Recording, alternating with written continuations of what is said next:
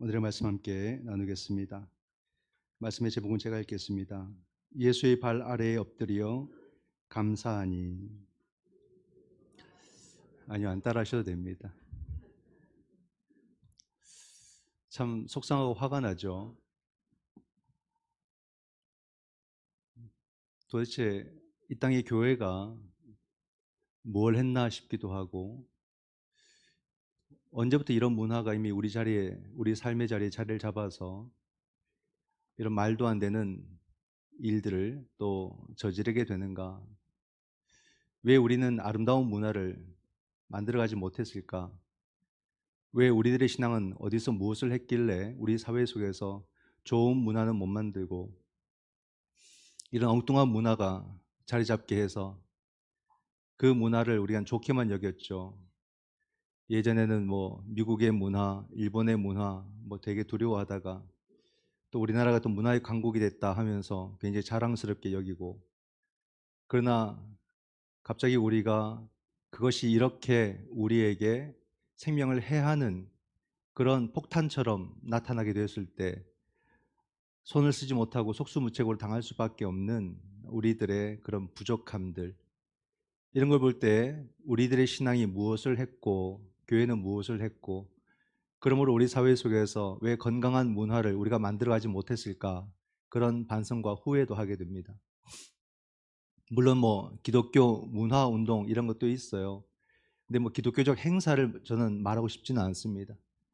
우리가 복음의 가치를 가지고 신앙의 가치를 가지고 이 사회 속에서 올바른 정신들을 일구어가고, 그러니까 내가 살아가는 그 삶의 자리 속에서 소소하게 하나하나를 행하는 것이 결코 작은 것이 아니라는 것을 이런 시간을 통해서 우리가 깨닫게 되는 거죠.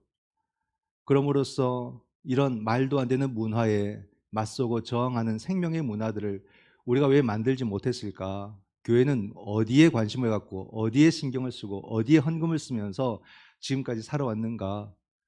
그런 속상함이, 그런 분개와 화남이 새벽 내내 아침까지 있었습니다. 이건 바로 나의 문제가 아닌가, 그런 생각도 하게 되고요. 그러므로 우리가 믿음으로 살아내는 것, 그게 결코 사소한 일이 아니라는 것을 다시 한번 더 깨닫고, 이런 정말로 설명할 수도 없는 말을 잊지 못하는 이런 일들을 또다시 겪어서는 안 되겠다는 생각을 하게 됩니다. 이런 시간을 우리가 무덤덤하게 보낼 수가 없죠.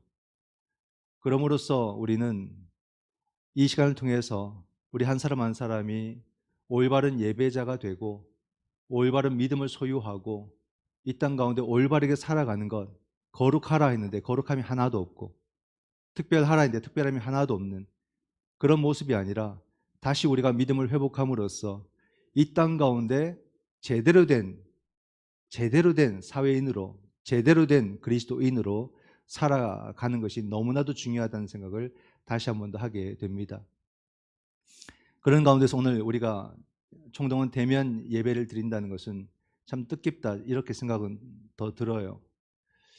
우리의 정체성은 뭡니까? 분명하죠. 예배 공동체입니다. 이게 흐려지니까 우리의 삶 전체가 흐려지는 겁니다. 이게 얼마나 중요한지 알아요. 우린 예배 공동체예요. 다른 걸로 설명할 수가 없습니다. 다른 어떤 것도 이보다 앞서는 것도 없고요. 예배 공동체로서 우리가 하나님 앞에 예배드림이 내 삶을 살아가는 모든 것의 출발점입니다. 출발점. 중요한 많은 것들 중에 하나가 아니라 이 말입니다. 내가 살아가는 모든 삶의 출발점이 예배입니다. 예배가 흔들리면 안 되죠. 우리는 코로나 기간 동안 영상 예배를 드렸습니다. 이건 임시 방편이에요. 앞으로는 영상 예배가 더 활발하게 이루어질 수밖에 없어요. 이제 시대가 바뀌어 버렸습니다. 그러나 영상 예배는 항상 임시 방편이라는 것을 기억을 하셔야 됩니다. 아프거나 예배드릴 처소가 없거나 그런 상황 속에 있는 사람들, 또는 국가적 재난이 있을 때 잠시적으로 영상 예배를 드리는 것이지, 우리가 다 드려봐서 알잖아요. 영상 예배 암만 잘 드려도 대면 예배만큼 온전히 드릴 수가 없습니다. 다 게으름이고 핑계죠. 우리는 예배에 실패하면 모든 게 실패입니다. 예배에 성공하면 모든 게 성공이에요. 교회가 하는 봉사도, 섬김도, 친교도, 교육도 다 예배가 성공한 다음에 하는 것들입니다. 이것도 중요하고 저것도 중요하지 않느냐? 틀린 말입니다. 우리가 예배를 온전히 드리지 못하고서는 그 어떤 것도 하면 안 돼요, 여러분. 왜냐하면 의미가 심기지 않기 때문에 그래요. 우리는 봉사단체가 아니에요. 친교단체가 아니에요. 그럼 밖에 나가서 하면 돼요. 교회 오면 손해봅니다. 뭐하러 주일 낭비하고 교회 와서 뭐 물질 드리고 왜 그렇게 합니까? 밖에서 그냥 그렇게 하면 되지. 우리는 예배 공동체예요. 예배를 성공해야 됩니다.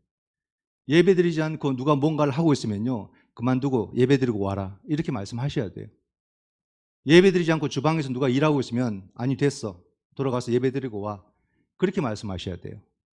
예배 드리지 않고 뭐가 이루어지면 그 다음부터 그거 안 할 겁니다. 섬김도 안 할 거고요, 밥도 안 먹을 거고요, 다른 어떤 봉사도 안 할 겁니다. 예배 공동체예요. 이것을 흐트리면서 다른 것을 중요하게 생각하지 마라, 이것은 우리는 분명하게 못 받고 가야 됩니다. 예배가 아니고서는 그 어떤 것도 의미를 부여할 수 없기 때문에 우리는 항상 예배를 온전히 드리고서 그리고서 모든 것들을 감당해 나가는 것, 이것이 필요하지 않느냐? 교회 일뿐이겠습니까? 예배 드리지 않고는 내 삶의 자리도 감당할 수가 없는 거예요. 예배보다 더 중요해서 거기에 모든 것을 올인할 수 있는 것도 없습니다. 우리가 예배를 온전하게 드리고서야 나에게 주어진 일들을 감당해 나가게 될 것이고, 그럴 때 우리 사회 속에서 올바른 참된 기독교 문화를 우리가 전하는 거 아니겠습니까? 예배드리지 않는 사람이 뭘 해서 우리 사회 속에서 빛이 되겠습니까? 말도 안 되는 소리지. 그만큼 우리는 예배에 대한 집중력도 떨어졌고, 예배에 대한 관심도 떨어졌고, 예배에 대한 의미도 잃어버리고, 그렇게 살아가는 현실들이 만들어 놓은 이런 사건 사고의 모습이 아닐까, 그렇게 충분히 볼 수가 있는 거죠. 그럼으로써 다시 우리는 본질로 돌아와야 됩니다. 본질로 돌아오는 것이 답이고 본질로 돌아오는 것이 문제 해결의 출발점이다 하는 거죠. 특별히 오늘 우리는 감사절입니다. 이 감사절은 이제 평생 못 잊게 되었어요. 이 감사절에 감사와 예배가 무엇인가도 함께 고민해 볼 수 있는 그런 시간이 될 수 있기를 원합니다. 참 말씀 전하기가 힘든 그런 날이에요. 주님께서 한 마을에 이렇게 들어가십니다.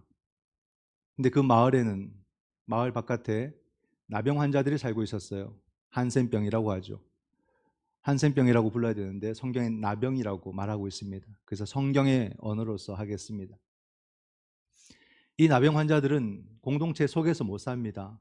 따로 분리가 되어서 떨어져 나와 살아야 되는 그런 삶이고, 외로운 삶들이고 상처받은 그런 삶이 되는 거죠.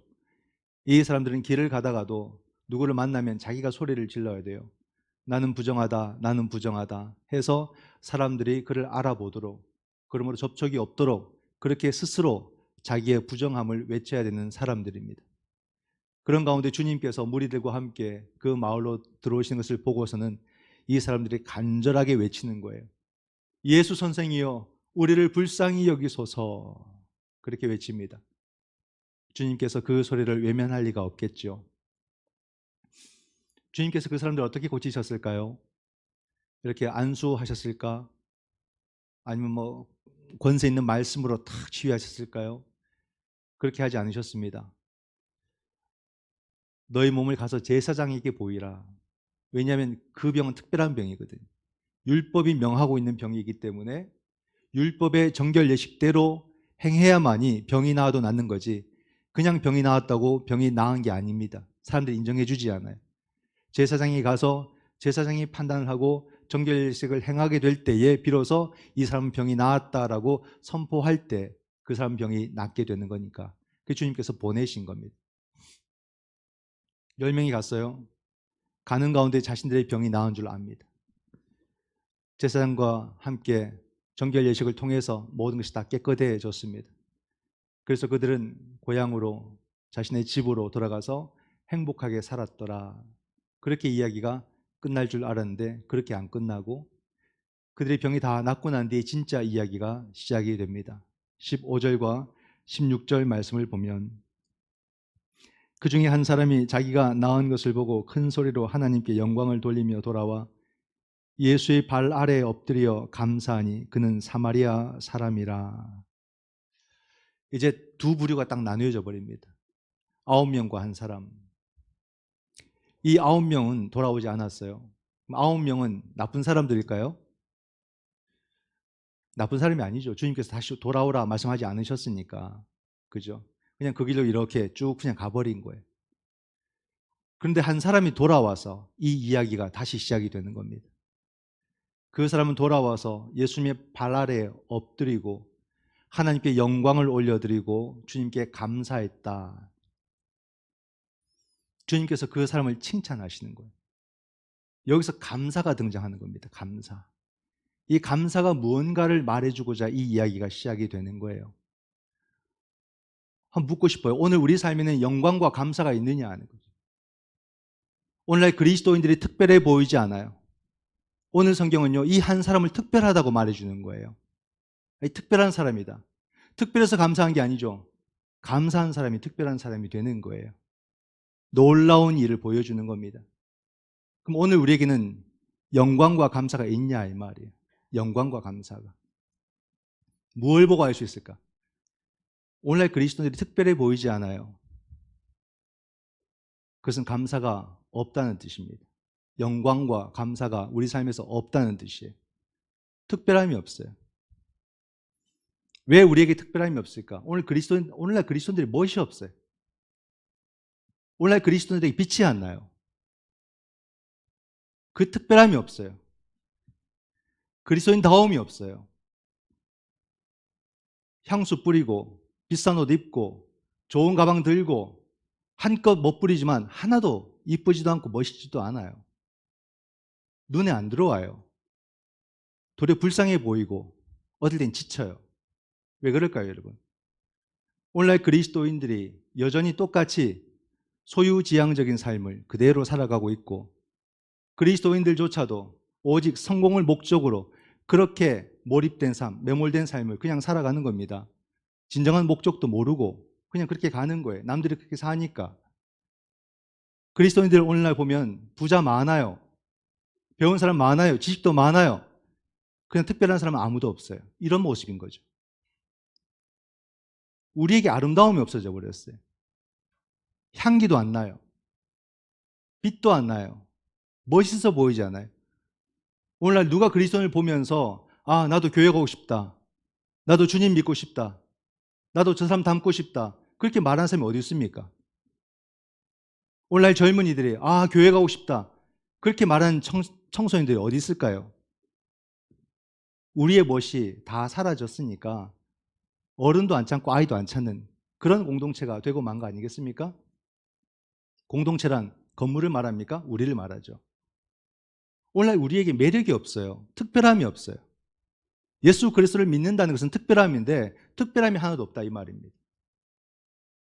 우리가 신앙을 시원찮게 생각하니까 우리가 예배를 목숨처럼 생각 안 하니까 우리가 복음을 그렇게 관심 있게 안 보니까 우리에게는 자꾸 삶은 힘을 잃어버리게 되고 특별함은 사라지게 되고 그러니 누가 우리를 주목해서 보겠습니까? 누가 우리에게 가까이 와서 우리의 말을 듣고 싶어하고 나와 함께 또 우정을 쌓고 싶어하고 나와 함께 이웃이 되고 싶어하고 내 가까이로 다가오려는 사람이 누가 있겠습니까? 없다 이 말이죠. 오늘 우리는 무엇을 잃어버렸기에 우리는 이렇게 특별하지 않은 사람들이 되어가고 있을까? 다시 한 번 더 생각을 하게 됩니다. 그 잃어버린 것이 무엇인가를 바로 이 한 사람이 보여주는 거예요. 한 사람이 죽기로 돌아왔어요. 그 사람은 누구냐? 사마리아 사람이다. 그러니까 예수님께서 말씀하십니다. 이 이방인 한 사람 외에는 하나님께 영광을 돌리러 돌아온 사람이 없느냐 이렇게 물으시거든요. 다른 사람들이 비난했고 손가락질했던 그 이방인 한 사람만 돌아왔다 하는 겁니다. 다른 사람은 다 어디 갔느냐. 그런 가운데 주님께서 그 사람에게 말씀하십니다. 일어나 가라. 너의 믿음이 너를 구원했다. 이렇게 말씀을 하세요. 이게 참 놀라운 말씀이거든요. 이 사람이 주께로 돌아와서 감사했고 그 감사로 인해서 구원을 받았다. 이렇게 말해줍니다. 주님은 이 사람을 칭찬했죠. 너의 믿음이 너를 구원했다. 이게 무슨 뜻일까요, 여러분? 9명도 병 치유를 받았을까요? 안 받았을까요? 받았습니다. 근데 그 사람들은 더 이상 아무 이야기도 없어요. 거기서 끝이에요. 근데 이 이방인 사마리아 사람은 돌아왔고 예수님 앞에 엎드렸고 그는 감사했어요. 그가 감사하고 나니까 어떤 일이 벌어지냐면 주님께서 구원을 선포하십니다. 여기서 감사가 뭔지를 말해준 거예요. 감사는 믿음이에요. 믿음이 없으면 감사 못합니다. 그냥 우리가 감사 한번 쉽게 할 수 있을 것 같죠? 안 됩니다, 여러분. 내 속에 진정한 믿음의 고백이 아니고선 그 누구도 온전한 감사를 드릴 수가 없어요. 그러니까 감사니까 구원을 선포해 버리시는 거죠. 그러므로 성경이 우리에게 감사가 뭔지를 말해줍니다. 감사는 바로 우리가 구원을 체험하고 하나님을 경험하는 통로다. 우리는 오늘날 감사가 살아있느냐, 이 감사를 우리는 드릴 수 있느냐, 이게 너무나도 중요한 거예요. 감사는 나의 믿음이에요. 믿음 없이는 감사가 안 나온다 이 말입니다. 나는 감사를 통해 구원을 경험하고 감사를 통해 예수 그리스도를 체험하면서 하루하루를 살아가느냐, 그런 우리의 삶, 우리가 잃어버린 삶이 무언가를 말해주는 거예요. 우리의 삶이 하나님 앞에 영광이요 예수 그리스도 앞에 감사의 삶을 살아가야 되는데 우리의 삶을 통해서 하나님 영광이 드러나지 않고 그는 감사가 나타나지 않는 그런 삶을 살아가고 있는 거죠. 여러분, 가을입니다. 얼마나 아름답습니까? 이 가을은 금세 가고 곧 추위가 오지 않겠습니까? 겨울이 와요. 우리 사회는 이미 한파를 맞이하고 있습니다. 정치, 그죠? 경제, 사회, 완전히 한파를 맞았죠. 정치가 어떻습니까? 우리 교회도 보수, 진보 이렇게 정치적으로 다 나누어져 있죠. 좀 보수가 제가 볼 때 많으신 것 같아요. 막 보수 얘기하고 또 막 또 한쪽에서 또 진보 얘기하고. 근데 요즘 정치 얘기도 안 하세요. 창피해서. 그렇지 않아요? 보수는 보수대로 창피하고 진보는 진보대로 창피하고 정치 얘기를 안 합니다. 경제는 어떻습니까? 낭떠러지 위에 서 있는 게 아니고 지금 떨어지고 있죠. 막 굴러 떨어지고 있습니다. 그러니까 우리 사회가 지금 너무 냉랭해졌어요. 뭐 영광 감사 생각할 겨를도 없이 막 떨어지는 것 같아요. 서민들의 삶은 그 직격탄을 맞고 있고, 그럼 여러분 그것을 당연시 할 수 있을까? 정말로 그래서 영광과 감사는 그렇게 쓱 사라져야 되는 것일까? 아닌 거죠. 우리는 기독교 신앙이 무언가를 정확하게 다시 배워야 되는 거예요. 성경이 말하는 기독교 신앙이 뭐냐? 기독교 신앙이 우리에게 말해주는 것은 이 역사와 우리의 삶은 하나님의 섭리 가운데 있다. 그 섭리라는 것은 그냥 운명처럼 말하는 것이 아닙니다. 우리의 부족함도 우리의 연약함도 하나님께서 합력하여 선을 이루게 하심으로 하나님의 나라의 역사로 이끌어 가시고 사용하신다. 그러므로 우리의 모든 삶은 어떻게 됩니까? 이게 하나님의 섭리라니 감사로 채워가야 되는 거예요. 감사로. 나의 어떠함 때문이 아니다 이 말입니다. 나의 환경의 어떠함 때문이 아니다 이 말입니다. 이 삶도 하나님의 섭리요, 우리의 삶도 하나님의 섭리요, 이 사회도 이 역사도 하나님의 섭리 가운데 있다면 우린 무엇 때문에 감사하고 무엇 때문에 못하고가 아니라 항상 감사의 이야기들을 채워나가야 되는 거예요. 그럼 우리는 정말로 영광과 감사가 우리의 삶을 통해서 나타나고 있는가? 우리 모든 것이 주의 은혜라 찬양도 많이 하고요, 찬송도 지금까지 지내온 것 주의 크신 은혜라. 정말 그 가사대로 고백을 하는 겁니까? 노래 부르는 겁니까? 노래는 잘 해요. 막 눈물을 흘리면서 감동적. 가사를 고백하는 걸까요? 매너리즘에 빠져서 근데 뭐가 감사지? 뭐가 영광이지? 막연히 그렇게 찬양하지 않습니까? 그렇죠? 어찌 보면 그냥 그 길을 계속 가버린 그 9명 속에 내 이름 있지 않을까? 그 9명 속에. 그 9명 중에 한 사람이 내가 아닐까? 그 두려움이 있는 거예요. 근데 한번 생각해 보세요. 그 9명은 심지어 나병이 나왔는데도 그걸 당연하게 여겼기 때문에 안 돌아오는 거예요. 나을 때가 되었겠지. 나는 고생할 만큼 했어. 그냥 그렇게 어찌다 보니 나았겠지. 그런 생각 아닐까요? 당연하게 여기는 것. 그러니 감사가 없죠. 근데 여러분, 신앙이라는 게 뭡니까? 신앙이라는 것은 그 당연함들 속에서 하나님의 은총을 발견하는 게 신앙이에요. 당연한 게 당연한 게 아니라는 것을 아는 거죠. 그 작아 보이는, 당연해 보이던 그 하나가 어찌 보게 되면 천지를 창조하신 하나님의 놀라운 기적과 같은 역사인 거예요. 그 당연함이. 그러므로 그 속에서 하나님 앞에 감사하게 될 때 그는 그 당연함 속에서 하나님의 구원을 경험하게 되고 그 구원 속에서 내 주 하나님을 만나게 되는 거예요. 어떤 사람에게는 그것이 그냥 당연함으로 흘러가 버리지만 어떤 사람에게는 그 당연함이 구원이 되고 하나님 체험이 되고 하나님 경험이 되는 거죠. 이게 신앙입니다, 여러분. 신앙은 그 어떤 것도 당연한 것이 없이 모든 것이 다 하나님의 섭리고 하나님의 간섭이고 하나님의 역사 가운데 흘러가는 것이라는 것을 깨닫는 것, 그리고 고백하는 것, 그러므로 하나님을 직접적으로 만나고 체험하는 것, 이게 진짜 신앙이다라는 거예요. 오늘 우리의 삶 속에는 그러므로 정말로 우리가 하나님을 경험하며 내 하나님 앞에 진심으로 감사할 수밖에 없는 내 모습을 우리가 발견할 수 있겠느냐 하는 거죠. 그렇지 않습니까, 여러분? 우리 속에 잃어버린 것이 하나님에 대한 영광과 감사였어요. 그러니 특별함이 다 빠져버렸죠.